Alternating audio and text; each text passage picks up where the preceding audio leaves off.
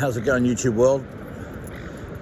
Recently I've been watching videos from men, middle-aged men, older men, who are online talking about their problems that are very real. These men are sad, they're lonely, they're depressed, they're overweight, they're drug addicted. They've got all kinds of stuff going on, and my heart definitely goes out to them. And what I find interesting is that when people go out online talking about their issues, which, look, I endorse talking about your stuff, and all these people come along with their likes and comments and messages of support, which are great and no doubt are very helpful. What I think they do is they perpetuate this almost addiction, if you will, of getting attention through their story, where people are just being victims, really. And they are victims to what's going on. I get it. Things happen. It's unfortunate. And I understand how you can feel like a victim because you've been victimized. That makes perfect sense to me. The problem with that is that when you continue going down that path and you start having that identity, starting to cement that I'm a victim, I've got no way out, there's nothing that can be done, or I've tried something and this isn't working, and you're getting all this attention from people, of course it's going to reinforce that behavior. Now again, I want to stress, I'm not taking anything away from these men or what's happened to them. Very real. I've been through a lot of stuff myself. Who hasn't? Who's got the monopoly and exclusive rights to pain and suffering? Nobody.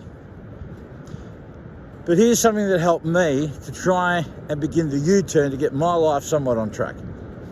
I had to stop blaming the world, being a victim, pointing fingers at everyone else, and realize that at the very minimum, I somehow contributed to my situation too. Now, I know that sounds a bit harsh, but the truth hurts. We all co-contribute to our situation. We're all co-creators of it.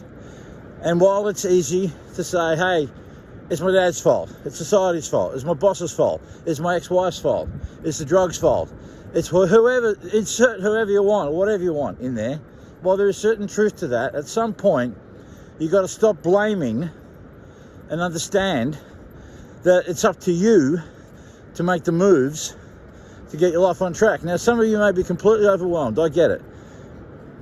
You didn't find yourselves in the situation you're in right now overnight. You just didn't wake up and sure enough, there it was. You're not going to wake up tomorrow morning with your life and everything completely fixed, all tickety-boo.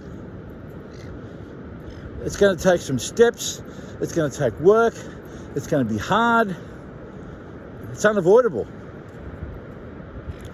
Now, I know these videos are short. I try to keep them short, but I'm just trying to relay to you just a few things to consider if you're open to it, in the hope that maybe, just maybe, you might do something a bit different, which sets you off on a slightly different trajectory and onto different outcomes, hopefully, down the track. You know, I believe that victimhood's become a currency in the current social climate. The loudest voices seem to get the most attention, while others who are getting on with it seem to be overlooked. I know it sounds a bit harsh, but it is what it is. So, start taking some responsibility for your life. Understand that you somehow contributed to it, and it's up to you to get things on track. There are people out there that want to help on the proviso that you want to show up, be consistent, do the work. All right, have yourselves a good one. Please remember, be nice to each other, but more importantly, be nice to yourselves. I appreciate a like, comment, share, whatever. Subscribe. Get some of this information out to those of you who might benefit from. All right, have a good one.